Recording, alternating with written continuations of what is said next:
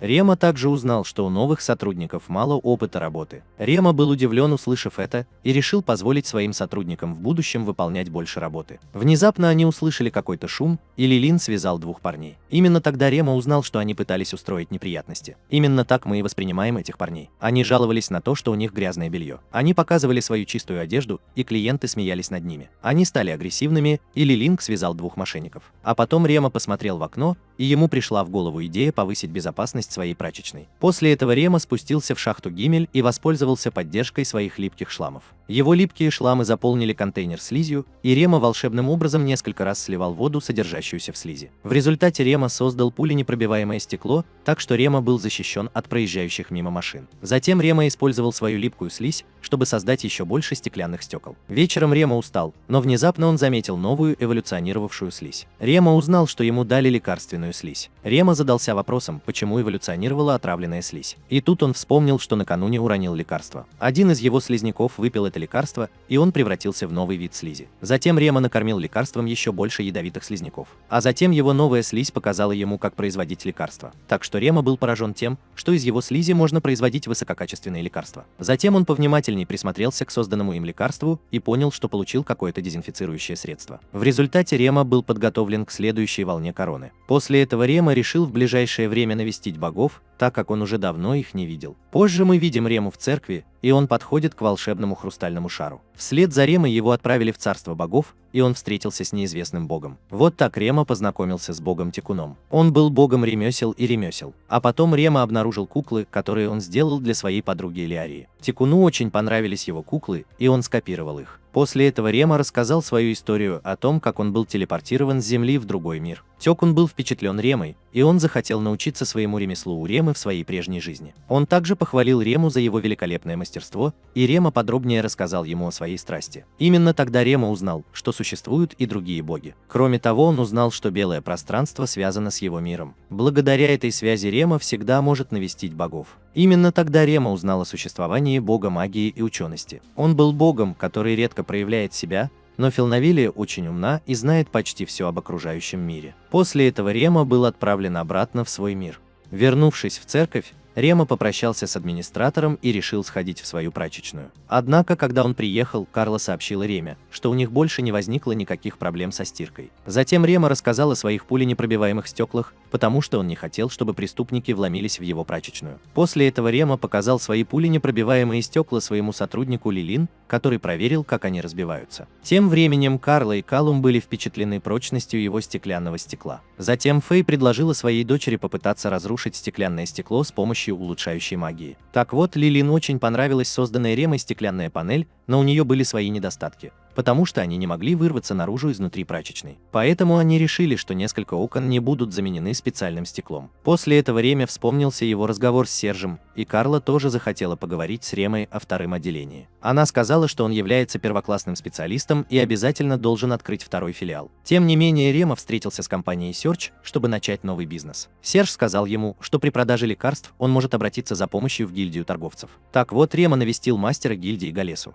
Затем он подарил ей лекарство, которое он изготовил, и Галеса была впечатлена тем, что теперь он может смешивать с ним спрайт для создания фиолетового напитка. Затем Галеса спросила, когда Рема планирует открыть вторую прачечную. Кроме того, она сказала, что торговая гильдия будет поддерживать его везде, если у него возникнут проблемы с организацией работы. Позже Рема глубоко задумался о второй прачечной и получил письмо от своей возлюбленной Элиарии. Затем Элиария сообщила, что они благополучно прибыли в столицу. Она сказала Реме, что все здоровы и она хорошо заботится о его слизняках. Рема был счастлив прочитать письмо Элиарии, так что это ободрило Рему, и он решил набраться смелости и открыть вторую прачечную. В последующие дни Рема продемонстрировал своему сотруднику навыки самообороны, так что Рему забросали фруктами. Рема попытался поиграть в фруктового ниндзя и понял, что его палка недостаточно остра, чтобы разрезать фрукты. Затем Рема показал мастеру гильдии укрощения Тейлору свои слизняки. Он поблагодарил Рему за то, что тот показал ему свои потрясающие очищающие слизняки. Внезапно какой-то разгневанный мужчина устроил неприятности в прачечной. Он пожаловался Реме, что у него порвана разорвана рубашка. Рема знал, что клиент лжет, и вызвал своих помощников-уборщиков, чтобы доказать, что они невиновны. А потом Рема рассказал, что у его помощников-уборщиков нет ни когтей, ни зубов.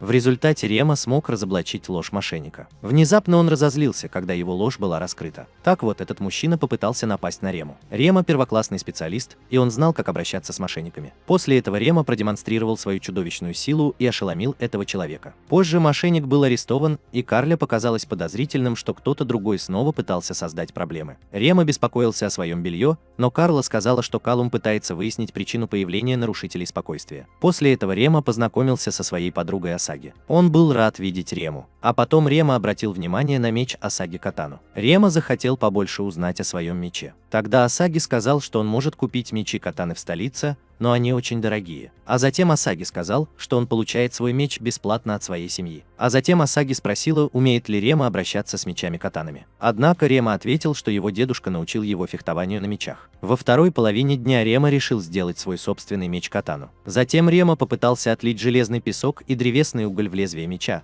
но он был незнаком с процессом изготовления. Внезапно он вспомнил, что у него есть копье, и вытащил это оружие из своей коробки с вещами. Рема знал кое-какую технику владения копьем, но хотел, чтобы в качестве оружия у него была катана. Вот так он вспоминал свое детство, когда Рема вместе со своим отцом мастерил оружие. Кроме того, он научился обращаться со многими видами оружия. Именно тогда Рема открыл для себя секретную функцию своего копья, но он предпочел обычный меч. На следующий день Рема узнал, что проблемы с его прачечной были вызваны войной фракций против главы гильдии торговцев. Тейлор хотел, чтобы люди сосуществовали с монстрами, но злые организации хотели предотвратить это. Рема хотел помочь Тейлору решить эти проблемы. Вечером Рема проверил своих новых сотрудников, которые пришли из гильдии укротителей. Они были исследователями слизи и были счастливы работать на Рему и исследовать его вуали. А потом Рема узнал, что их предыдущая компания обращалась с ними очень плохо и условия труда были невыносимыми. Рема был удивлен тем, что исследования слизи на самом деле не финансировались. Впоследствии Рема также узнал, что исследователи слизи не могут разрабатывать новые виды слизи. Рема был экспертом по слизи, и он рассказал им об эволюции слизи. Однако исследователи слизи были удивлены тем, что слизь превращается в разные виды слизи из разных пищевых продуктов. Затем им захотелось узнать побольше о слизях из Ремы, и они вместе поговорили о слизях. Вечером Рема возвращался домой, но за ним следовали несколько мужчин. Рема сразу же убежал, и кто-то напал на него. После этого Рема телепортируется на крышу и вызывает своих птиц любви из заклинания своего домашнего измерения. Затем Рема напал на преступников, и он мгновенно победил их. Следуя за Ремой, хотел узнать мотивы их действий, и один преступник попытался тайком напасть на Рему с помощью монстра. Лиморские птицы Ремы смогли вовремя защитить его. Затем появился мастер гильдии Варген и бросился Реме на помощь. В результате преступники были арестованы группой рыцарей. На следующий день Рема рассказал своим сотрудникам о деяниях преступника. Рема сказал, что им не следует быть более осторожными, когда на них нападают рыцари. После этого Рема встретился с 3 мастерами гильдии, и Рема узнал, что злой человек отдал приказ напасть на его прачечную. Тогда Гиллиса предложила Реме использовать свою силу, чтобы заманить врагов в ловушку. На следующий вечер Рема отправился преследовать преступников как Бэтмен и сразу же поймал множество преступников. Рема сотрудничал с рыцарями и исцелял бандитов после драк. Причина была в том, что Гиллису пришла в голову идея, что Рема исцеляет раненых с помощью своих слизняков.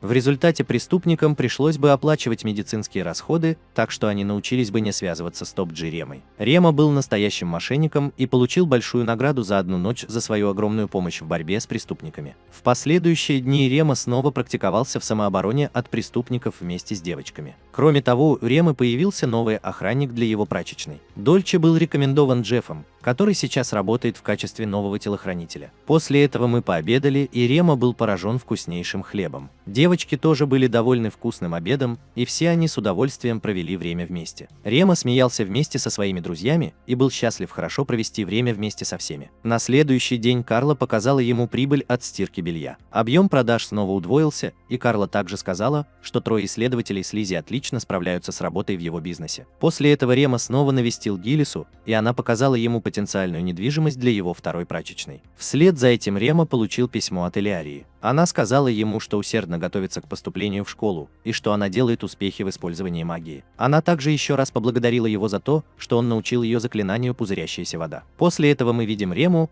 он уже был готов открыть свою вторую прачечную и отправился в путешествие в другой город. В последующие дни Рема написал письмо своей возлюбленной Элиарии. Элиария узнала, что Рема откроет вторую прачечную. Рема произвел на нее сильное впечатление. нападения. Тем временем Рема переехал в новый город. Рема была поражена прекрасным городом Ленов. Рема получил письмо от Галисы. Она отправила его повидаться с человеком по имени Пиора Сайонджи. А потом Рема открыл для себя торговую компанию Сайонджи. Рема был впечатлен бизнесом Пайры. Внезапно Мияби заговорила с ним и спросила, не может ли она ему помочь. После этого Рема сказал, что ищет Пиору, и Рема узнал, что Пиора ее отец. Позже появилась и Пиора. Он дразнил свою дочь. Он спросил, не соблазнил ли ее Рема. Затем Рема представился и показал Пиоре свое письмо. Так вот, Пиора сказал, что поможет ему открыть свою вторую прачечную в их городе. Мияби был потрясен и не мог поверить, что маленький мальчик хочет открыть собственное дело. А потом Мияби узнала, что Рема младше ее на год. Она была поражена, но извинилась за свою грубую реакцию. После этого Рема с нетерпением ждал возможности провести время вместе, и Пиора снова немного подразнила его дочь. После этого Рема узнал, что Пиора – отличный бизнесмен, обладающий отличным чувством юмора. Позже именно он привел Рему в гильдию. По дороге в гильдию он сказал, что уже позаботился о большей части бумажной работы за него. Рема был очень благодарен за то, что все, что ему нужно было сделать, это подписать и прочитать контракты. Тогда Рема был поражен тем, что торговая гильдия просто великолепна. Вслед за Пиорой я сказал, что гильдия предателей – это настоящая крепость. Кроме того, Пиора сказал, что в этой крепости собраны все гильдии города. После этого Рема узнал о существовании гильдии драконов, и Пиора велела ему выглянуть в окно. Рема смог увидеть множество драконов и узнал, что драконы могут перевозить грузы и людей. Кроме того, Пиора рассказала ему, что все гильдии работают сообща, и благодаря им весь город сияет. Пиора сказал, что один из его предков придумал целую систему управления аэропортами, а его предок создал систему управления аэропортами. Рема был удивлен тем, что предок Пиоры тоже является реинкарнированным человеком с Земли. После регистрации торговой гильдии в городе Ленав, Пиора показала ему его будущую собственность. Затем Рема поблагодарил его за большую помощь, и Пиора сразу же захотел показать ему помещение своей новой прачечной. Затем они вдвоем осмотрели комнаты, и Рема захотел отправить сообщение своим менеджерам. После этого Рема вызвал свою конечность или птицу и полетел в Гимель с письмом. После этого Пиора предложил Реме переночевать у него дома. Он сказал, что сам может приготовить себе вкусный ужин. Рема был очень счастлив, потому что в течение нескольких дней он ел только отвратительную на вкус провизию. В следующий раз, когда мы увидим их на обеде, Мияби подаст суп мисо с рисом. Рема был удивлен японскими блюдами и обрадовался, что ему тоже удалось купить соевый соус. После этого Рема начал есть блюда японской кухни, и ему очень нравится эта вкусная еда. Внезапно Мияби сказала, что она счастлива видеть в нем детскую сторону, потому что он ведет себя очень по-взрослому по отношению к окружающим. Тогда Пиора подразнила его дочь и сказала, что она могла бы многому научиться у Ремы. А потом Рема узнал, что Мияби скоро должна пойти в столичную школу. После ужина Рема сказал, что он искатель приключений Яранга. Он планировал выполнить задание на следующий день. Мияби и Пиора тогда предупредили его, что многие сильные монстры Диранга в настоящее время вызывают проблемы. В результате в городе осталось очень мало искателей приключений Яранга, и почти нет никаких квестов для искателей приключений Яранга. Затем Рема вспомнил, что боги рассказывали ему о сильных монстрах. Кроме того, Рема жил в опасном лесу, и ему приходилось сражаться с сильными монстрами. Внезапно Рема сказал, что хотел бы сразиться с какими-нибудь разбитыми барами. Следуя за Пиорой, я был счастлив, что у него появилась мотивация сражаться с монстрами. Причина в том, что Пиора хотел продать мясо громилы зануды. Тогда Мияби разозлилась на своего отца за то, что он подтолкнул Рему подвергнуть себя опасности. Его дочь прочитала Пиоре нотацию, и он обратился к Реме за помощью. На следующий день Мияби сопровождала его за материалами для изготовления мебели. Позже Пиора заглянула в новый дом Ремы. Он видел только слизняков, работающих на Рему. Он был потрясен, и его дочь тоже была потрясена. А потом эти двое спросили, чем занимается Рема. Они не могли поверить, что его слизняки смогли соорудить для него мебель. Во второй половине дня Рема отправился выполнять задание, и Мияби велела ему позаботиться о себе. Ниже мы видим Рему, он был опечален, так как на данный момент почти нет квестов для авантюристов Яранга. Тогда Рема собрал много целебных трав. Внезапно появилась птица Лимер Илиарии. Она поздравила его с открытием второй прачечной. Она также рассказала своим родителям о его второй прачечной. Все они были счастливы, что Рема успешно ведет свой бизнес. Затем она пожелала ему удачи в стирке белья, а также сказала, что ему не следует переутомляться. Внезапно появился огромный громадный кабан, преследующий двух искателей приключений. После этого Рема был готов сразиться с гигантским громадным кабаном. Так вот, Рема достал свои луки из коробки с вещами. После этого он атакует кабана Громилу своими стрелами. Монстр не получил никакого урона, и Рема хотел побить кабана Громилу в одиночку. Затем Рема продемонстрировал кабану Громиле свои мощные навыки в боевых искусствах. Рема овладел кулаком Будды, и ему удалось победить его сильным силовым ударом. Кабан упал, и Рема почувствовал облегчение от того, что ему удалось с легкостью победить его. После боя оба искателя приключений поблагодарили Рему за то, что он их спас. Искатели приключений сказали, что они оба целы и невредимы, но один из их друзей тяжело ранен разбитым кабаном. Рема сказал, что он может использовать целебную магию, и он хотел бы помочь этим двоим. Реме следует подождать, пока эти двое вернутся, поэтому Рема использует это время, чтобы вызвать свою кровавую слизь. Он высосал всю кровь из кабана. Его кровавая слизь была искусным сосателем, так что он закончил буквально за мгновение. А потом вернулись искатели приключений, и Рема захотел вылечить раненую женщину с помощью целебной магии. Слизь с его пятки была очень полезна, и он мог мгновенно и легко исцелить ее. После этого искатели приключений поблагодарили Рему за это. После этого искатели приключений захотели наградить Рему за то, что он спас их. Кроме того, они сказали ему, что он может продать материалы, полученные от разбитого кабана, по высокой цене. Рема хотел поделиться вознаграждением за материалы, полученные от кабана. Внезапно авантюристы узнали, что он всего лишь авантюрист Яранга. Они были потрясены и не могли поверить, что он смог победить громадного кабана в качестве авантюриста Яранга. Позже они вернулись в гильдию вместе с поверженным громадным кабаном. Мияби был зол на Рему. Причина в том, что она велела ему избегать опасных монстров, которые могут сильно навредить ему. А потом появился работник из гильдии искателей приключений. Он хотел расспросить Рему о несчастном случае с монстром. Однако Рема не был наказан за то, что дрался с громилой в целях самообороны. После этого Рема позволил Пиаре купить у него все мясо. Внезапно один из рабочих заметил, что мясо было запекшимся от крови. Рема объяснил им, что его кровавая слизь хорошо всасывает кровь, так что Пиора была впечатлена его слизью. После этого он стал умолять Рему отдать ему свою слизь. Рема ответил, что он не может исполнить свое желание,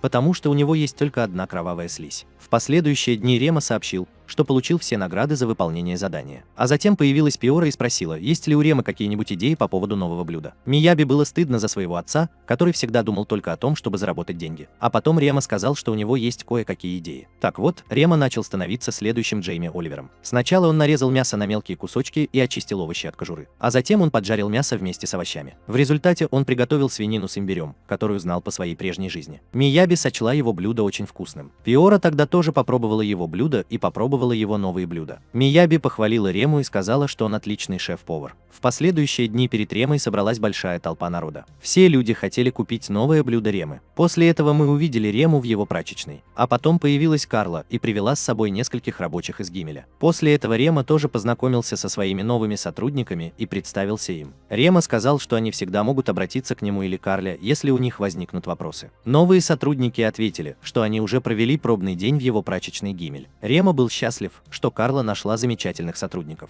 Далее Рема и его сотрудники рекламируют свою прачечную. Таким образом, Рема продемонстрировал всем всю мощь своих шламов из бамбука. Через несколько дней Пиора и Мияби восхитились тем, что Рема такой старательный. Пиора сказала, что Рема настоящий первоклассный специалист, и он обязательно разбогатеет. А потом Рема посмотрел на свое новое белье и вспомнил воспоминания о своей прежней жизни. Он был счастлив, что в своей новой жизни встретил так много новых и приятных людей. Затем он открыл свою прачечную в бамбуковом лесу и написал письмо семье Джамиля. Он сказал, что его вторая прачечная теперь тоже открыта, и он рад, что его стирка пользуется огромным успехом. Вечером он поблагодарил своих сотрудников и пожелал всем приятного вечера. На следующее утро к нему были вызваны все сотрудники компании. Рема хотел бы попрощаться с тобой. Все его сотрудники сказали, что будут усердно работать, и он должен позаботиться о себе сам. После этого Мияби тоже попрощался с Ремой. Она пожелала ему удачи, чтобы он стал еще более успешным. Внезапно Рема попросил ее об одолжении. Он хотел, чтобы Мияби подружилась с Элиарией в школе. Так что Рема попрощался со своими друзьями и отправился обратно в город Гимель. А потом Рема получил письмо от Элиарии. Она сказала ему, что ей скоро нужно идти в школу, и в настоящее время она практикуется в управлении многими монстрами, подобными ему. Она научилась лучше управлять лемурскими птицами. Она также пожелала ему дальнейших успехов.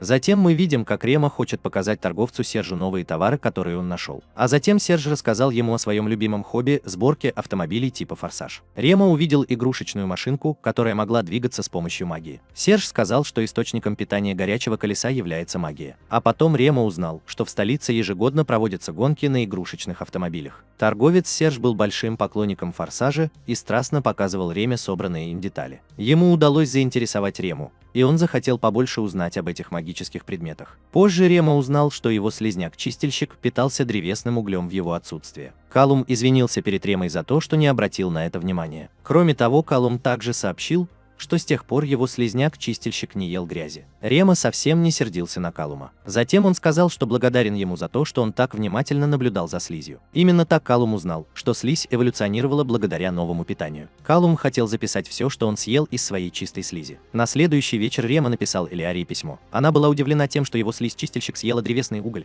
и она сказала ему, чтобы он подробнее рассказал ей о новой способности, если его слизь эволюционирует. Она также пожелала ему получить массу удовольствия от изучения рынка магических предметов. На следующий день Рема сказал Калуму, что возвращается на некоторое время в свой родной город. Калум ответил, что он будет продолжать заниматься своим бизнесом для того, чтобы Рема по-прежнему оставался главным менеджером компании Гиммел. А потом Калум узнал, что родным городом Ремы является Великий лес черепов. Он был потрясен, потому что в этом лесу обитают только опасные монстры, победить которых могут только сильные искатели приключений. Рема рассмеялся и сказал, что хотел бы повысить свой ранг. Кроме того, он хотел бы вернуться в лес, чтобы испытать свою силу в борьбе с монстрами. Поэтому Рема доверил стирку белья менеджеру Калуму. Во второй половине дня Рема посетил гильдию, и Мейлин была рада видеть Рему. Тогда Рема обратился к ней за советом, но у нового сотрудника возникли проблемы. Мейлин сразу же отправилась на помощь новому сотруднику, потому что она была ошеломлена сложившейся ситуацией. Вот она и отправила ребят выполнять их задания. А потом Мейлин захотела познакомить Рему с новым сотрудником. Именно так Рема узнал, что Пальма недавно работает в гильдии, и он был рад познакомиться с Пальмой. После этого Мален попросил Рему об одолжении. В результате Пальме было позволено взять на себя дело Ремы. Так вот, Рема сказал, что хочет повысить свой ранг в должности. Он дал Пальме список монстров. Она просмотрела список монстров, и Реме нужны квесты с охотой на монстров, указанных в списке. Кроме того, Реме нужна была дополнительная информация о монстрах, обитающих в Великом лесу. Мален очень беспокоился за Рему, но он сказал им, что вырос там, и забыл забрать важные вещи из своего прежнего дома. Мален с пониманием отнесся к его просьбе вернуться в опасный лес. Затем Пальма подготовил документы для выполнения заданий Ремы. А затем Мален сказала, что она наконец-то поняла, почему он такой сильный. Затем появился Пальма с контрактами на повышение своего ранга, и Рема немедленно подписал эти бумаги. Рема смог начать повышать свой ранг, и он спрятал один предмет в свой ящик с вещами. Мален был рад за Рему, что теперь он подписал все контракты. После этого Мален показал Реме задания, позволяющие быстро повысить его ранг. Пальма сказал, что один клиент сделал заказ с помощью Amazon Prime, но на Amazon не хватало поставщиков. Поэтому Пальма сказала, что по ее мнению Рема хотел бы доставить посылку сам, потому что он может использовать заклинание коробки с предметами. Рема согласился доставить посылку в Кёлебан, потому что именно там проходит ярмарка магических предметов. 2 дня спустя Рема прибыл в город Кёлебан, и Рема узнал, что завтра состоятся 6 различных рынков магических предметов. Затем он доставил свою посылку в мастерскую. Появился мужчина, и он узнал, что Рема доставляет его заказ. Этот мужчина подумал, что его посылка не будет доставлена вовремя, и поблагодарил Рему. Затем Деймон подписал документы о доставке Ремы. Когда Рема хотел уйти, мужчина остановил его. Он пригласил Рему на чашку чая, который тот сразу же попробовал. Рема подумал, что чай очень вкусный, и спросил, из каких листьев заваривается чай. Он узнал о новом сорте чая и поблагодарил его за то, что он угостил его вкусным чаем. А потом появился торговец Серж. Владелец мастерской был удивлен тем, что эти двое стали друзьями. А потом Рема рассказал, что доставил Деймону посылку для гильдии. Именно тогда Рема узнал, что его друг Серж ведет дела с Деймоном. После этого Деймон захотел показать Сержу свои готовые проекты, а также предложил Реме посмотреть на свои готовые сокровища. Так что они отправились в мастерскую, и Деймон показал свои машины. Деймон был механиком, и именно он сделал новую версию AMG Maybach. Рема был удивлен тем, что он умеет собирать автомобили. Внезапно Рема заметил универсал марки G, который стоил несколько сотен тысяч долларов.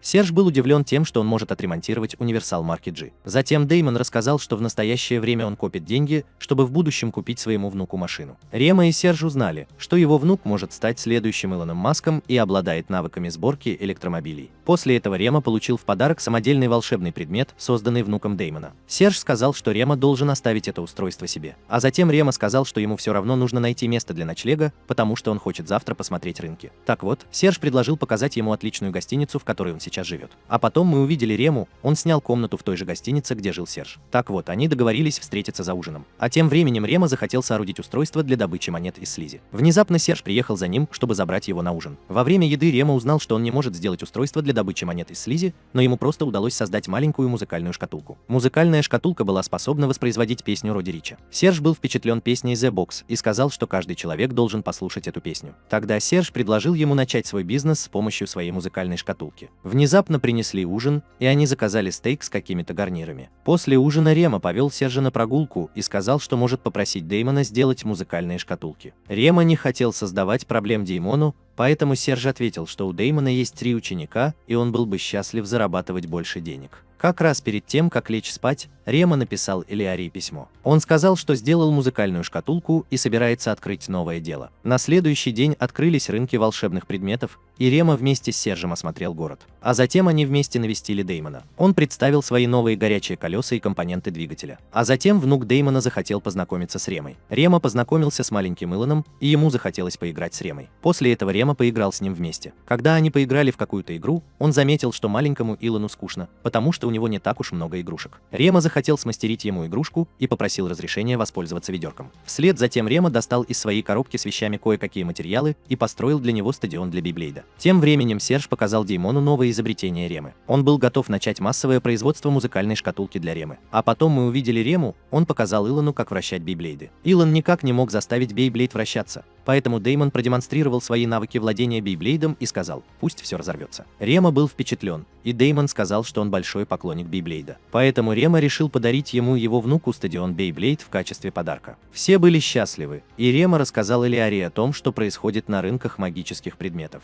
Через несколько дней он вернулся в Гимель и был счастлив увидеть своих слизняков. Рема хотел лечь спать, но его слизь для чистки превратилась в слизь для дезодоранта. Рема изучил свои новые способности, и его новая слизь могла поглощать отвратительные запахи. На следующий день Рема рассказал о своей недавно развившейся слизи, а также о том, что из его дезодорантной слизи получался сок, который мог поглощать отвратительные запахи. Он намеревался использовать эти пакеты для стирки белья. Позже Рема побывал на руднике Гимель и добывал пищу для своих слизняков. После этого его металлические и железные слизняки играли друг с другом. Внезапно появилась железная слизь, и Реме пришла в голову отличная идея. Он превратил свою слизь в меч. Так вот, он проверил полезность своей слизи, и Реме удалось успешно создать острый меч. На следующий день в прачечной Калум сказал, что ему следует побольше спать и делать перерывы, когда он будет экспериментировать со своими слизняками. Калум беспокоился о здоровье Ремы. Внезапно появилась Мия. У нее возникли проблемы с новым впитывающим запах мешочком. Рема понял, что достигнута максимальная впитывающая способность запаха, поэтому Рема ответил, что позже принесет ей новый впитывающий материал. Мия поблагодарила его и пожелала всяческих успехов в создании чудодейственного средства, способного поглощать отвратительные запахи. После этого Рема увидел, что у других детей возникли проблемы. Рема захотел им помочь и предложил починить их тележку. Затем Рема приказал своей липкой слизи починить тележку. Дети были поражены тем, что Реме столько же лет, и он является укротителем монстров. Именно тогда он узнал, что эти двое мальчиков искатели приключений. Они приняли участие в квесте G-ранга только для того, чтобы получить немного денег вместе с другими детьми. Рема узнал, что они дети из трущоб и могут заработать немного денег с помощью квеста G-ранга. Тогда Бек подумал, что Рема смотрит на них свысока. Рема ответил, что он неправильно его понял. Тогда Рема дал им волшебный предмет, чтобы мусор перестал вонять. Бек и Виз поблагодарили Рему за большую помощь. Затем Бек показал Реме церковь, потому что им разрешалось убирать церковь раз в месяц. В качестве награды они получают от гильдии вкусные конфеты. Рема был удивлен и счастлив помочь детям навести порядок в церкви. Внезапно его воззвали к богам, и он познакомился с новым богом. Рема хотел представиться, но бог Филнавилия уже знал его имя. Он нашел Рему очень интересным человеком, и Рема вспомнил, что бог Текен рассказывал ему о Филнавилии в прошлый раз. Впоследствии Рему спросили о Японии и его увлечениях. Рема хотел ответить на его вопросы, но Филнавилия проверила Рему на прочность. Филнавилия почувствовала, что он не лжет и что Рема хороший человек. Так вот, Филнавилия рассказала, что до этого он встречался со многими злыми людьми. А потом он сказал, что считает Рему хорошим парнем, и бог Филнавилия был счастлив, что познакомился с Ремой. После этого Бек сказал, что Рема должен выполнять свою работу должным образом. Вундеркинд ответил, что ему не обязательно быть таким строгим по отношению к Реме. Я проследил за тем, чтобы в церкви все было приведено в порядок. А потом Рема узнал, что после уборки церкви они получают конфеты и уроки боевой подготовки от гильдии. Внезапно появился мастер гильдии Варган. Он был удивлен, встретив Рему. Рема сказал, что помогал наводить порядок в церкви. Бек и Виз не могли поверить, что Рема тоже искатель приключений. А потом они были шокированы, когда Варган сказал, что Рема искатель приключений Е-ранга. После этого Варган стал тренировать детей из трущоб. Рема понял, что Уис обладает большой физической силой, и он очень силен для ребенка. Затем Бек напал на мастера гильдии, и тот мгновенно потерпел поражение от Варгена. Варген сказал, что Бек должен атаковать из слепой зоны. Тем временем младшие дети сражались со слизняками Ремы. Рема подумал, что это будет хорошей тренировкой для детей. Внезапно Варген вызвал Рему на поединок. Варген сразу же напал на Рему, и остальные были удивлены тем, что Рема очень силен. После боя они попрощались с Ремой. Затем Рему похвалили за его большую помощь, и Варген предложил ему работу учителя. Рема отказался, опасаясь, что он слишком неопытен.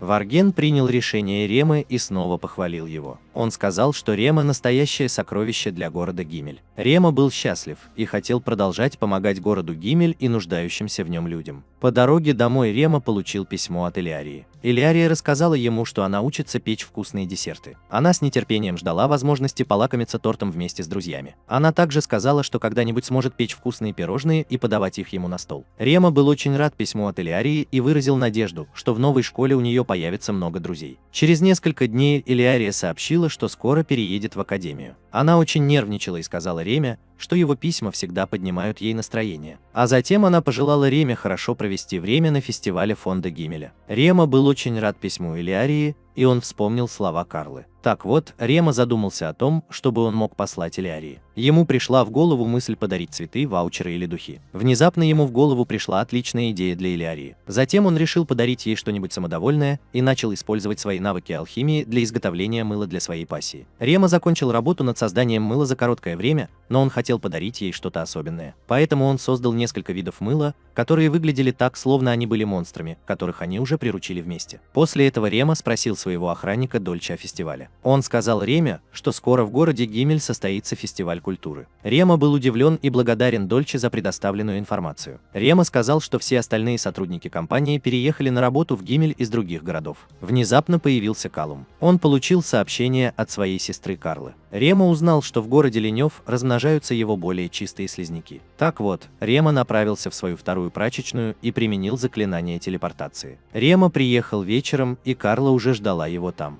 Однако исследователи слизи сообщили, что он получил еще 75 более чистых шламов. Рема сразу же приручил своих новых шламов. После этого он спросил о результатах исследований слизи. Рема был впечатлен отчетами Рабели и Тони, которые подробно обобщили все наблюдения. Рема был счастлив, что они выяснили, как использовать технологию контролируемого распространения информации. Так что Рема провел всю ночь, разговаривая со своими сотрудниками об этих слизняках. На следующее утро Рема отправился навестить своего друга-торговца Пиору. Придя в его компанию, обнаружил отвратительный запах. Появился Пиора и сказал, что получил в подарок немного вонючей рыбы. Она была законсервирована и распространяла отвратительное зловоние. Пиора обратился за помощью, и он помнит, как не так давно спас Мию от отвратительного зловония. После этого Рема достал из своего дома в измерении свою новую слизь от дезодоранта. Рема сказал Пиоре, что его слизь может поглощать зловоние. После этого его слизь впитала в себя зловоние, и Пиора был ему очень благодарен. От рыбы больше не пахло. Кроме того, он подарил Реме немного своей рыбы в подарок. Рема поблагодарил своего друга и все еще хотел навестить Мияби. Тогда Пиора ответил, что его дочь уже едет в школу, чтобы узнать больше об окружающем мире. Так вот, Рема вернулся в свою прачечную в Гимеле, и Калум разыскал его. Он сообщил Реме, что родители служащего принесли ему несколько подарков. Родители Джейн хотели поблагодарить Рему и были счастливы, что Рема устроил Джейн на отличную работу. Рема узнал, что ему дали ячмень и неизвестное зерно под названием самиса. Рема нашел этот аромат очень освежающим, как эфирные волны. Главный герой Рема не хотел принимать такой большой подарок, поэтому Джейн ответила, что это всего лишь остатки еды, и он может принять их без угрызений совести. Рема поблагодарил Джейн и хотел бы заплатить родителям Джейн за собранное ими зерно. Джейн не хотела принимать его любезное предложение, но Рема настоял на том, чтобы заплатить за него. Позже у бизнесмена Ремы состоялась встреча, и Серж показал ему прототип своей музыкальной шкатулки. Серж сказал, что Дэймон счастлив работать на бизнесмена номер один компании Gmail, и вскоре они смогут продавать этот товар. Серж предложил им продать свои музыкальные шкатулки на фестивале, потому что они получают много рекламы от группы Simloid. Рема захотел побольше узнать об этой развлекательной группе, и Серж сказал, что они будут выступать на пустом месте по соседству. После этого Серж спросил, не может ли группа воспользоваться прачечной Ремы, чтобы переодеться. После этого Рема услышал крик и побежал на кухню.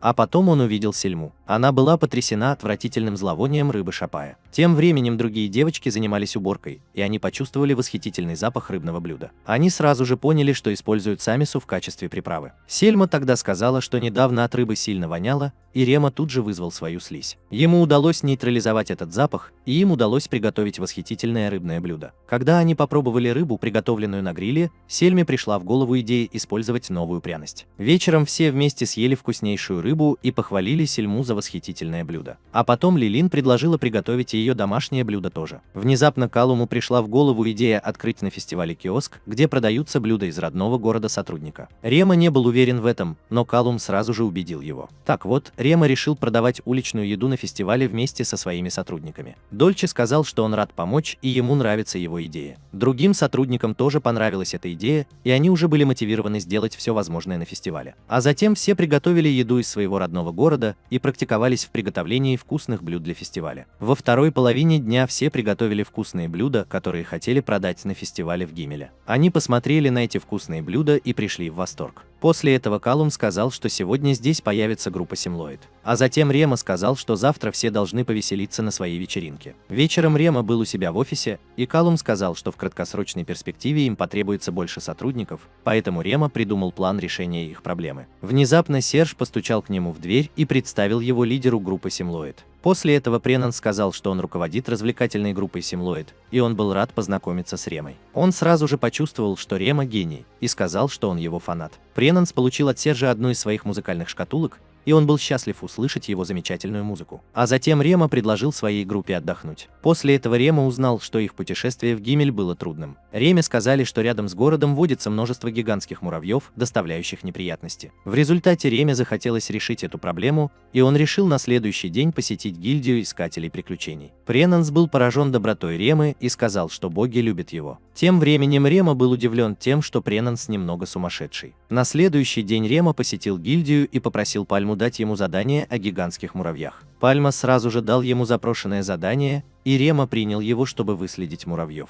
После этого Рема призвал всех своих птиц-лимеров и приказал им искать муравьиные колонии. Так вот, птицы полетели на поиски монстров, и Рема применил свое заклинание совместного ощущения. Рема сосредоточился и нашел колонии муравьев. Внезапно он заметил двух своих друзей, Виса и Бека. Рема подошел к своим друзьям и поздоровался с ними. Они были счастливы снова увидеть Рему, а одна девочка захотела узнать, кто этот мальчик. Бек познакомил их с Ремой, и до них дошли слухи об укротителе слизи. Рема познакомился с другими искателями приключений из группы Бека. Все они выросли в трущобах и вместе устроили вечеринку. А потом Рема узнал от Финии, что они собирают панцири муравьев. Они дружили с кузнецом и могли купить новое оборудование по дешевке. К сожалению, у них возникли проблемы с поиском колоний муравьев. Внезапно Рема предложил им свою помощь, и они поблагодарили Рему. В результате Бек не смог увидеть ни одной колонии муравьев, и Рема забрал своих слизняков из дома в измерении. Остальные были удивлены появлением слизняков Ремы. В результате Рема приказал своим слизнякам выстроиться в линию на своих местах. Таким образом, слизняки разыскали монстров и выманили муравьев из их укрытия. Внезапно появилось чудовище, и Рема мгновенно победил его. Затем появились еще несколько монстров, и Рема сказал, что теперь они могут сражаться. Рема хотел помочь группе Бека сражаться, чтобы они могли набраться боевого опыта. Так вот, юные искатели приключений сражались с муравьями и показали Реме свои боевые навыки. Рема был впечатлен тем, как они в юном возрасте охотились на монстров, и он похвалил их всех. А затем появился последний муравей, и Рема мгновенно прикончил его. После этого они принялись искать новых муравьев, и к вечеру им удалось победить многих муравьев. Бек был доволен их успешной охотой. Затем они вернулись в город и поблагодарили Рему, потому что им не удалось бы победить так много без его поддержки. Кроме того, они были счастливы, что Рема защищал их все это время. А потом Лумиль сказала, что завтра она хочет снова поохотиться на монстров вместе с Ремой. Бек сказал, что это невозможно, потому что ему нужно работать. Внезапно Реме в голову пришла идея, и он повел Бека и других искателей приключений в свою прачечную. Рема предложил им работу, чтобы они помогали ему на фестивале. Я последовал за Калумом и посмотрел на детей. Так вот, Калум принял детей в качестве работников на неполный рабочий день, и они поблагодарили менеджера Калума и Рему. После их разговора Рема захотел пригласить их на свой праздник в прачечную, и они были счастливы поработать у Ремы. Затем Рема произнес речь и пожелал всем гостям очень весело провести время на его празднике. После этого сотрудники принесли все приготовленные блюда. Затем он сказал, что у него отличная вечеринка, и Солдио извинился за плохие манеры своей племянницы Майи. Рема узнал, что эти двое разыгрывают шоу с мечами. А потом появилась Майя и сказала, что ей очень нравится еда, приготовленная Ремой. Рема был счастлив и сказал, что у них до сих пор есть много вкусных десертов.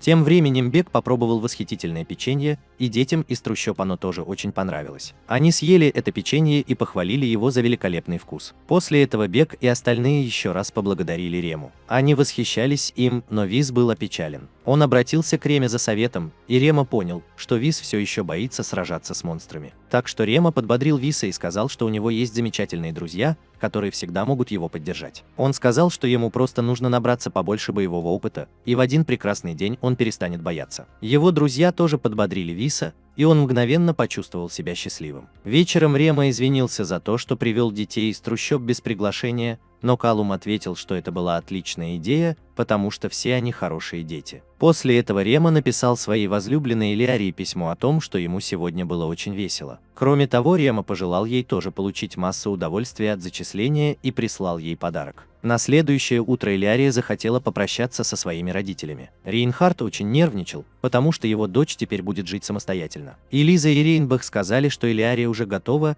и все вместе рассмеялись. После этого семья Элиарии пожелала ей хорошо провести время в академии. Поэтому она попрощалась со своими родителями и села в экипаж. Затем она поехала в Капитолий и получила подарок от Ремы. Месяц спустя мы видим Элиарию в ее новой школе, и она все больше узнает о магии. Тогда она погрузилась в глубокие раздумья, потому что ей было очень грустно. Занятия проходили слишком легко, и другие ученики избегали ее, потому что у нее самый высокий дворянский ранг. Позже Элиария познакомилась с неизвестным человеком. Она представилась старшей дочерью дворянской семьи Уилден. Мишель была очень вежлива, и Элиария сказала, что ей не обязательно говорить так вежливо. После этого Элиария сказала, что Мишель может называть ее Эли, так что они подружились. Элиария тогда сказала, что занятия проходили слишком легко, и другие ученики избегали ее. Мишель согласилась с ней, ответив, что у нее тоже не завелось ни одного друга. Элиария считала, что Мишель была очень популярна. Внезапно Мишель сказала ей, что в первый день другие девочки считали ее принцем. Тем временем Мияби невольно прислушивалась к их разговорам. Вслед за этим Мишель показала ей магический круг, и Элиария сразу же подумала об алхимии. Мишель ответила, что она не может пользоваться алхимией. Затем она сказала, что пытается самостоятельно овладеть наукой о магическом круге. Вдруг Мишель спросила, почему она сразу же подумала об алхимии. Элиария ответила, что у нее есть подруга, которая могла бы использовать алхимию. После этого Мишель добавила какую-то смесь в магический круг. Элиария отметила, что Мишель такой же страстный исследователь, как и Рема. Потом Мияби стало любопытно, и Мишель приступила к своему эксперименту. Магический круг засиял, и от него посыпались искры. Мишель заметила Мияби и извинилась за то, что напугала ее. Внезапно Мияби сказала, что у нее есть сообщение для Элиарии. Элиария была удивлена и спросила, от кого именно. Так вот, Мияби ответила, что у нее есть сообщение от мальчика, и она не хочет провоцировать дурные слухи. А потом Элиария узнала, что Рема подружился с Мияби. А потом Мияби сказала, что она должна пожелать ей удачи в школе от Ремы. Внезапно Элиария вспомнила свой последний вечер с Ремой. Она была счастлива, что Рема попытался помочь ей завести друзей,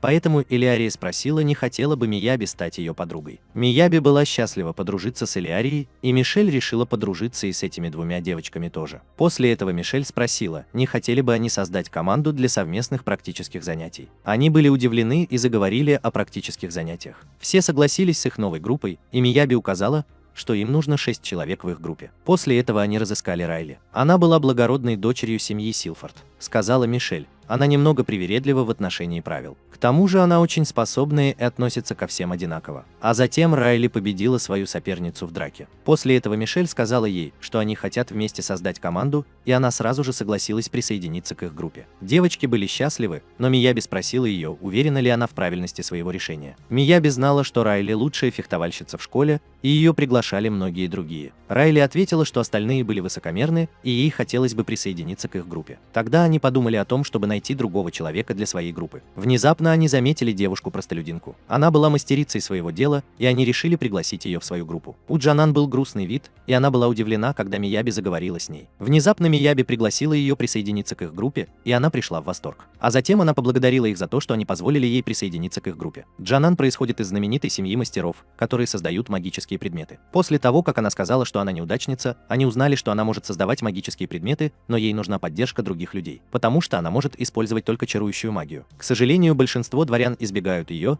и многие люди отказали ей присоединиться к их командам. У Мишель и остальных не было никаких проблем с ее способностями, и они хотели, чтобы Канан был в их команде. Кана поблагодарила их и была счастлива, потому что все были такими милыми. На следующий день начались практические занятия, и Мияби спросила, есть ли у них какой-нибудь опыт работы в кемпинге на открытом воздухе. Элиария и и Райли сказали, что у них есть некоторый опыт работы в кемпинге на открытом воздухе. А потом учительница сказала, что занятия вот-вот начнутся, так что все ученики отправились в лес и разбили свои палатки. Им также следует научиться жить в одиночестве без слуг. А затем мы увидимся со студентами. У большинства из них возникли проблемы с установкой своих палаток. Команде Элиарии удалось с легкостью установить свои палатки, а также развести костер. Внезапно мы видим двух девочек, они попросили другую группу поставить для них палатку. Другая группа отказалась, и они начали спорить друг с другом. Ночью группа Элиарии была удивлена тем, что у многих возникли трудности с размещением кемпинга на открытом воздухе, поэтому они отправились спать. На следующее утро палатка рухнула, и девочка получила травму. Девочка обвинила другую группу в том, что именно они виноваты. Внезапно им захотелось подраться друг с другом, но Мияби остановила их. После этого Элиария исцелила раненую девочку, и они помогли восстановить разрушенную палатку. Позже они поблагодарили команду Элиарии, но Мишель сказала, что они должны извиниться перед другими девочками. В результате эти двое нарушителей спокойствия извинились. Позже Элиария сказала, что они все должны работать вместе и поддерживать друг друга. Все согласились с этим, и они вместе построили туалет. После этого Элиария показала Ханаану, как соорудить ловушку. Ниже мы видим, что все девочки вместе собирали овощи. Студенты объединили все свои способности для того, чтобы создать гармоничную совместную жизнь. Когда девочка ходила за водой, она споткнулась, и Элиария немедленно помогла ей. Она поблагодарила Элиарию, и девочки увидели цветы. Тем временем учителя очень гордились учениками, особенно гордились командой Элиарии. Прошло так много прекрасных дней, и в последний день они развели костер в лагере. Все они очень весело провели время в походе, и вся команда Элиарии хотела бы завести побольше друзей прямо сейчас. Внезапно Элиария вспомнила слова Ремы. После этого появилась девочка, которой Элиария помогла. Она хотела подарить Элиарии цветы, которые сама же и собрала. Элиария была очень счастлива и написала обо всех своих замечательных переживаниях своей возлюбленной Реме. Она также прислала Реме вкусные ягоды для его слизняков. А затем мы видим, как работники бамбукового леса планируют установить сцену. Калум сказал Реме, что подготовительные работы скоро будут закончены, и Рема тоже с нетерпением ждал начала фестиваля. Затем он наблюдал, как группа Симлоид репетирует свои выступления. Рема был впечатлен их страстью демонстрировать мастерство владения мечом. Внезапно появился мастер гильдии Варген. Он хотел поблагодарить Рему за то, что тот поохотился на муравьев. Затем он попросил Рему выполнить для него специальное задание. Моргану нужен был человек, способный использовать космическую магию, поэтому ему оставалось только попросить об этом Рему. Для Ремы это было идеальное задание, и он сразу же согласился. На следующее утро Рема и другие искатели приключений собрались в офисе Варгена. Они узнали, что им нужна древесина от монстров, которые вызывали транс. А потом они спросили, почему они должны победить 300 из них. Варген ответил, что им нужны материалы для обновления города. Так вот, Варган планировал построить новый город для туристов за южными воротами. Тем временем Селия поинтересовалась, почему для строительства не используется обычное дерево, и Варган ответил, что знаменитый архитектор отказался использовать обычное дерево. После этого Асахи был выбран руководителем их команды. Они также узнали, что Рема использует свою космическую магию в качестве опоры. Мии и другим искателям приключений понравился Рема, и они с нетерпением ждали возможности сразиться с монстрами вместе с ним. Вскоре после этого они уже направлялись в лес. Рема был счастлив снова выполнить задание со своими друзьями на вечеринке, потому что у него остались прекрасные воспоминания о его последнем задании с ними. А затем они вместе обсудили свой план по поиску монстров и охоте на них. Так вот, Липин сказал, что слабое место монстров – это их лицо. А потом Селия спросила, легко ли их отличить от обычных деревьев. Липин ответил, что они могут чувствовать свою магию, потому что монстры – это волшебные существа. Вечером Мия установила палатки и увидела, как Рема достает вещи из своей коробки с вещами. Он показал им их складные стулья, а также взял с собой столик. Мия и остальные были удивлены Ремой, и Мия похвалила его. Она сказала, что он гений, и Рема был польщен ее добрыми словами. Затем они обсудили свою стратегию борьбы с монстрами. А затем Асахи попытался подбодрить Рему, потому что заметил, что Рема все это время был напряжен. Поэтому он сказал, что Рема может расслабиться, и все они поддержат его. А потом Валана и Мизелия сказали, что придут на помощь в случае неприятностей. На следующее утро они отправились на поиски и отправились в лес. Позже Лейпин заметил Транта и приказал начать атаку. Рема тоже почувствовал магию, и искатели приключений атаковали монстра. Они сразу же победили дерево, и Рема собрал необходимые материалы с помощью своих слизняков. После этого Липин открыл свой дом в измерении, и им сразу же захотелось поохотиться еще на трансов. После этого Липин обнаружил еще 3 монстров, и искатели приключений побежали к ним. Все искатели приключений впали в транс,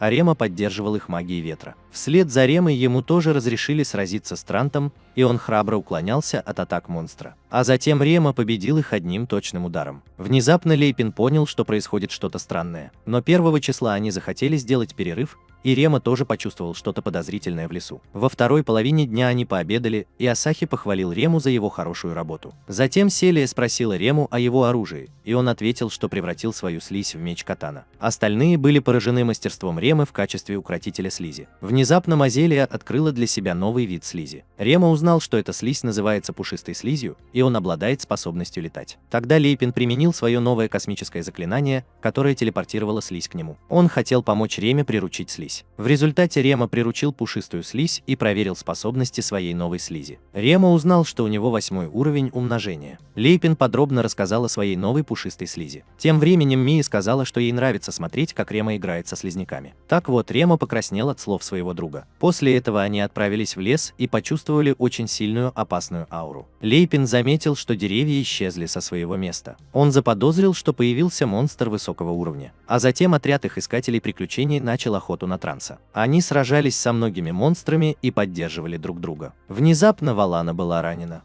Рема вовремя защитил их обоих. После этого Рема атаковал все деревья, и вместе им удалось одолеть их. Затем они углубились в лес и выследили множество монстров.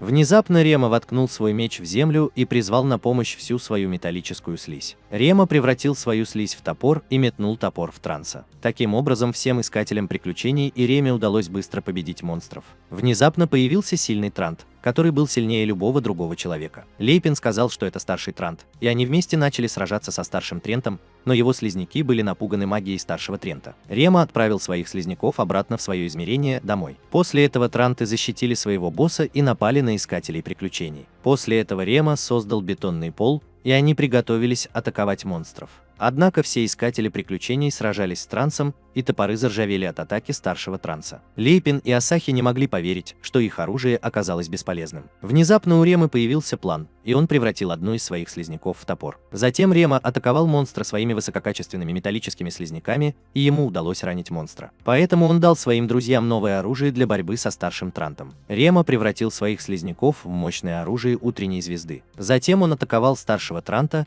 и монстр-босс был ослаблен. А затем он снова бросил свое оружие в монстра-босса. Кроме того, появился сундук с сокровищами. Затем Асахи похвалил Рему и сказал, что Рема замечательный человек. Вечером они вместе отпраздновали свою победу, и Рема угостил своего друга жареными овощами. Мия и девочки сказали, что у него очень вкусная еда. А потом Лейпин сказал, что зарытые волшебные камни стали для него сюрпризом. Тем временем Асахи плакал, потому что выпил суп, и Рема рассказал ему о том, где он достает миса. После этого они с удовольствием поужинали вместе, и Реме было очень весело вместе с ними. На следующий день Рема и его друзья вернулись в Гимель, и он поинтересовался, готовы ли все приготовления к фестивалю основания города. Асахи заметил, что Рема был глубоко погружен в свои мысли. Так вот, Асахи сказал, что в городе он может немедленно проверить, как идут его дела. После этого Лейпин предложил Реме перенести собранную трансовую древесину в его дом в измерении. После этого Рема был низложен, и они попрощались с Ремой.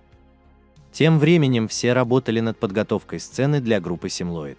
Дольче сразу же поздоровался с Ремой, и он отправился осмотреть сцену, которая строилась в его отсутствие. Рема был удивлен и спросил, как им удалось так быстро установить сцену. Следуя за Дольче и Фионой, я рассказал ему, что члены группы Симлоиды подготовили сцену всего за 2 дня. Рема был впечатлен, и он узнал, что Симлоиды также помогли им обустроить свои конюшни. Внезапно появился Пренанс и сказал, что все должны весело провести время на фестивале. После этого Калум захотел обсудить с Ремой кое-что важное. Рема обнаружил, что они забыли выбрать напитки к вкусным блюдам. Но Рема не понял, в чем проблема, и Калум все ему объяснил. Они хотели предложить какой-нибудь экзотический напиток, но у них не было ни малейшего представления об этом. А потом им пришла в голову идея продавать чай Ремы, который он пил каждый день. Он ответил, что у него не хватает чайных листьев. Поэтому Рема попытался найти решение их проблемы. В результате Рема заварил ячменный чай, о котором никто не знал. Он сказал, что у них есть зерна из родного города Джейн, и они могут использовать их для приготовления вкусного чая. Джейн была удивлена тем, что они могут производить вкусный чай из оставшихся зерен. Я следил за каждым, кто пробовал домашний чай со льдом Липтон фирмы Рема. Они сочли чай со льдом Липтон фирмы Рема восхитительным и поблагодарили их за отличную идею. А потом Рема сказал, что все они почти готовы к фестивалю и все должны повеселиться. В последующие дни они все вместе готовили еду,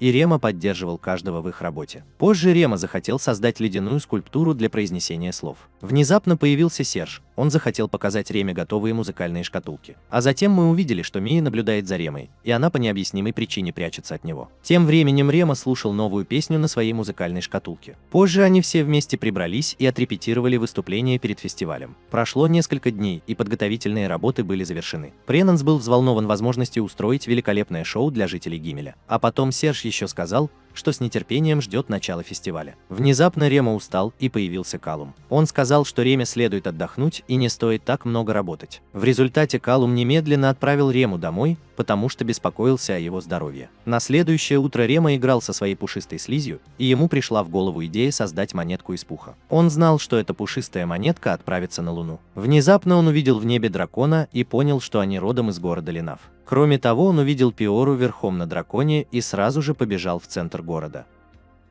Прибыв в центр Гимеля, он увидел своего друга Пиору. Он был удивлен, встретив Рему, и сразу же поздоровался с ним. Именно тогда Рема узнал, что ему нужно доставить срочный заказ. Внезапно появился Асахи. Именно он был заказчиком доставки товара. Рема сказал Пиоре, что они друзья. А потом Рема узнал, что Асахи купила Миса, и он хотел использовать его для фестиваля. После этого Асахи пригласила их вдвоем к Мии домой. А затем Мия обрадовалась, увидев Рему, и обняла его. Внезапно она заметила Пиору и спросила, почему он пришел к ним в гости. Внезапно Рема увидел, как они вдвоем установили стенд для проведения фестиваля. Так вот, они узнали, что несколькими днями ранее Мия захотела отведать вкусные блюда из их путешествия по квесту Транта. Она хотела попросить Рему приготовить ей эти блюда, но Рема был занят. Причина была в том, что она не хотела давать Реме еще больше работы. В результате Асахи приготовила для нее восхитительные блюда, приготовленные Ремой. Мии очень понравилась еда Асахи, и она была в восторге от его восхитительных блюд. Мия убедила Асахи представить свои блюда в день фестиваля фонда. Позже Пиоре и Реме было позволено попробовать восхитительные горные овощи. Они сказали, что это блюдо очень вкусное, потому что Асахи усердно практиковалась в приготовлении пищи. Вдруг они сказали, что тоже хотят продавать рис с супом мисо, но у них возникли некоторые проблемы, потому что гости предпочитают есть пешком. Эти двое понятия не имели об этом, и Рема предложил отличный план. Рема скупил у них еду, чтобы они могли продать ее на фестивале Гимель на следующий день. Мии понравилась идея Ремы, и они поблагодарили его за большую помощь. Вечером он попрощался с нами и вместе с Пиорой осмотрел другие стенды фестиваля. Пиора был удивлен и попросил у Ремы разрешения продавать свое вкусное блюдо в его родном городе. Кроме того, Рема подкинул ему еще больше идей. После этого Пиора сказал, что завтра навестит его на стенде. А тем временем боги используют новое заклинание бога на YouTube. Они посмотрели шоу Ремы, который стал лучшим GG в Гимеле.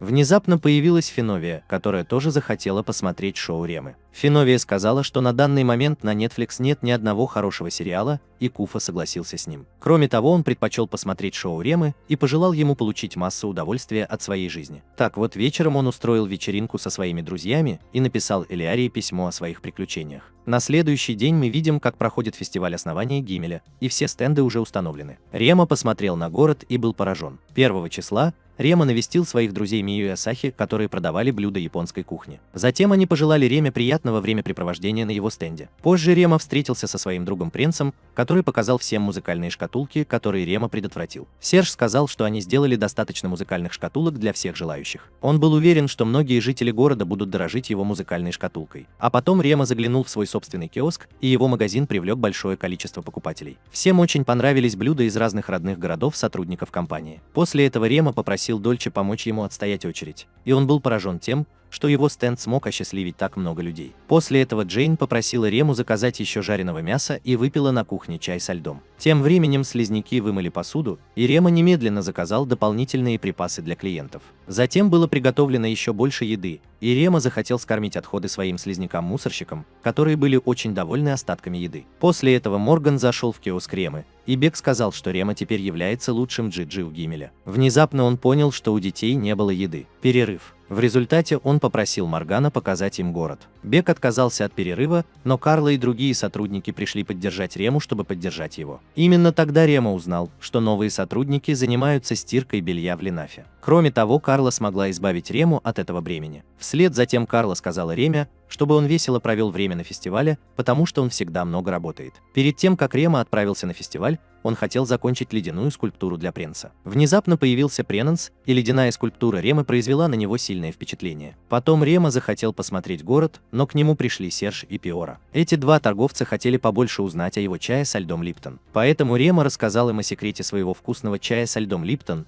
и они сразу же захотели связаться с поставщиком зерна. Далее Рема рассказал своим сотрудникам, что Серж и Пиора заинтересованы в производстве ячменя в их родном городе. Они поблагодарили Рему и были очень счастливы, что Рема помог их семье с бизнесом. Позже Рема получил выговор, и Карла сказала ему, чтобы он прямо сейчас шел развлекаться. А потом Мия угостила своего любимого друга Рему вкуснейшими блюдами японской кухни, и он остался доволен вкусной едой. Внезапно он заметил маленького мальчика, который заблудился. Мальчик плакал, и Рема захотел помочь ему найти свою маму. Рема узнал, что мальчик не является постоянным жителем города, и Мия тоже хотела помочь, но ему также нравился Рема. Асахи рассмеялся и пожелал Реме удачи. Так вот, Рема помог маленькому мальчику Тео найти свою маму. Рема сказал ему, что он впервые участвует в этом фестивале и что он приехал издалека. И тут ему вспомнились прекрасные воспоминания, которые остались у него с тех пор, как он родился заново. Он был счастлив, что обрел так много друзей и пережил так много замечательных приключений. Кроме того, он стал лучшим специалистом по стирке белья в Гимеле и познакомился со своей возлюбленной Элиарией. Внезапно Рема столкнулся с Галисой, и он сказал ей, что помогает мальчику найти его мать. Тем временем повидался со многими своими друзьями,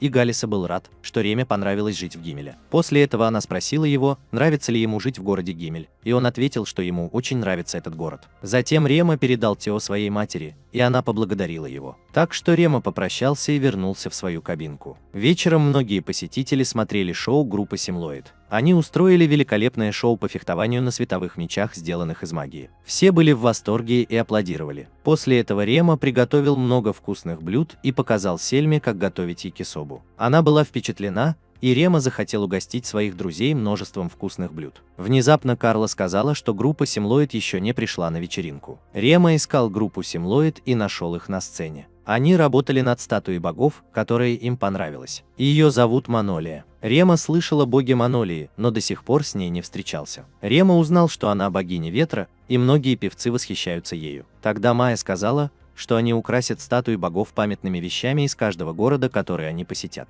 Ночью Рема произнес речь и сказал, что все должны повеселиться. А затем все отпраздновали успешный праздничный день на вечеринке. Появился Бек, и он поблагодарил Рему. Причина была в том, что все дети из трущоб получили от Ремы много денег и смогли купить много вкусных блюд. После этого Рема поблагодарил Карлу за то, что она всегда поддерживала его. Внезапно появилась Майя, и она захотела выступить вместе с Ремой на последнем выступлении. В результате Рема устроил танцевальное шоу с мечом вместе с Солдио и Майей. Все были взволнованы и аплодировали выступлению Ремы. Рема был очень счастлив, что пережил такой прекрасный день. На следующее утро Рема навестил Сержа и попросил его об одолжении. Затем он написал Элиарии о хороших воспоминаниях, связанных с фестивалем.